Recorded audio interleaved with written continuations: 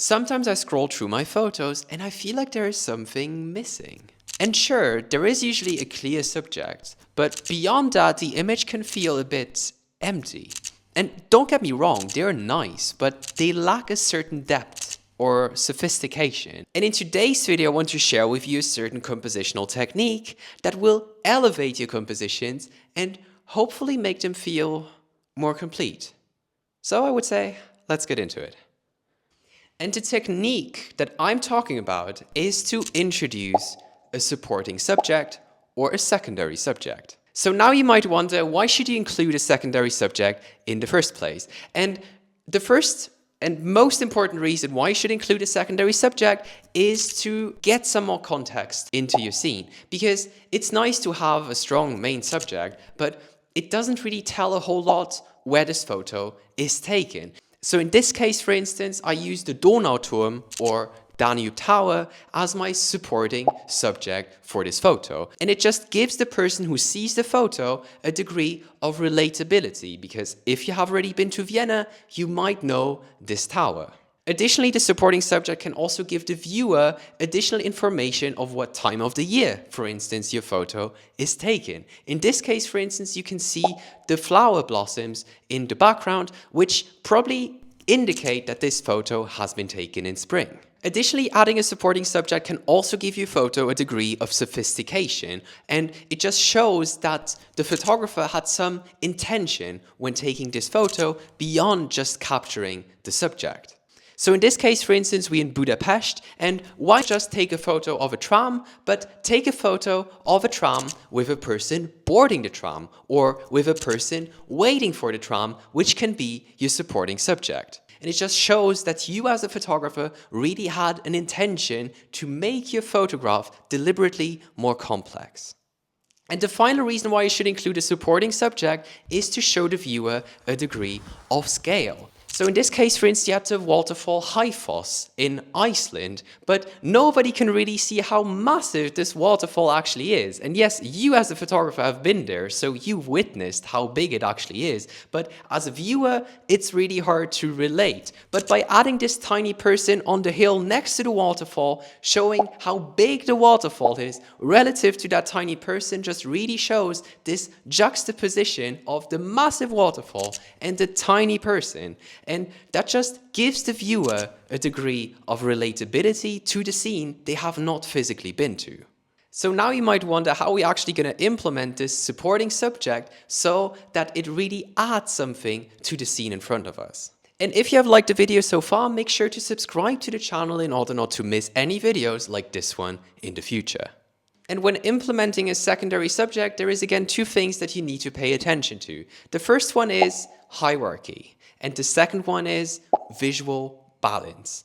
So let's talk about hierarchy first. And a secondary subject is called a secondary subject or a supporting subject because it's meant to support the main or the first subject. Therefore, there shouldn't be a visual conflict between the main subject and the second subject, so that the viewer knows that they should first look at the main subject and only then at the supporting contextual secondary subject. Then you have imposed this hierarchy.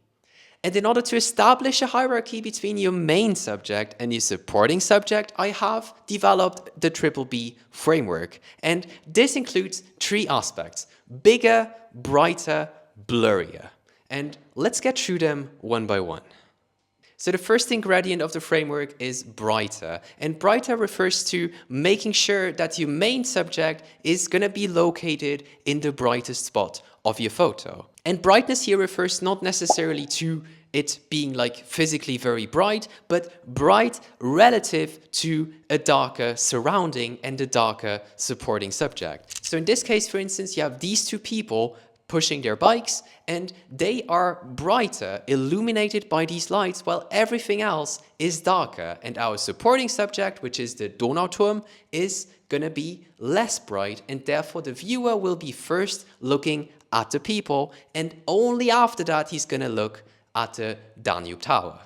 And the next ingredient of the Triple B framework is bigger, meaning that your main subject should be bigger than your supporting subject. So if we go back to our high-fos photo, then you can see that the waterfall is much bigger than our tiny person standing on the hill next to it. In other words, the viewer is first going to look at the waterfall and then going to look at the tiny person on the hill. And the final ingredient in the triple B framework is blurrier, because our eye is naturally drawn towards the part in the photo that has more detail and more texture. So if we, for instance, take a look at this photo here, then we can see the seagull, which is in focus, while everything in the background is blurry. So in this case, for instance, I have used aperture, and most notably a wide open aperture, in this case f1.8, to separate the seagull and make everything in the background blurry. And since everything in the background and the skyline, which is our supporting subject, is blurry, the viewer will be automatically drawn to the seagull, because this is where the detail and this is where the texture is. And now that we have clarified hierarchy between main subject and supporting subject, we should probably also talk about balance in your photo. In other words, we want to make sure that we balance out our composition so that our main subject is nicely balanced and in harmony with our supporting subject. And the best way to do this is to use the rule of thirds. For instance, in this case here, again, the Donauturm or the Danube Tower, the main subject, our people, and the tower are on the same height. And if we had, for instance, placed the tower a little bit more to the left or the people a little bit more to the right, then it would have created a visual imbalance. And if we have a look at this photo here again, then you can see that now the tower is on the left-hand side of the photo, and a bit like a scale, you have to balance out. So if your supporting subject is leaning to the left, then you have to make sure that your main subject is leaning to the right in order to re-establish balance in your shot.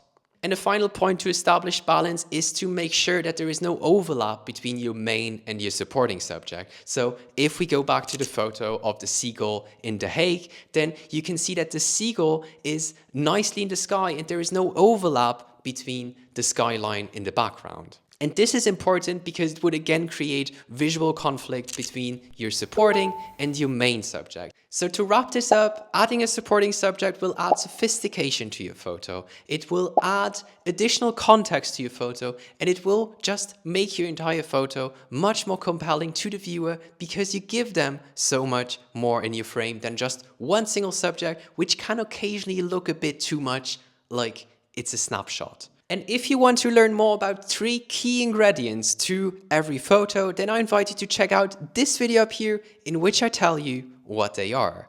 And with that being said, thank you so much for sticking till the end, and I hopefully see you in next week's video. Bye.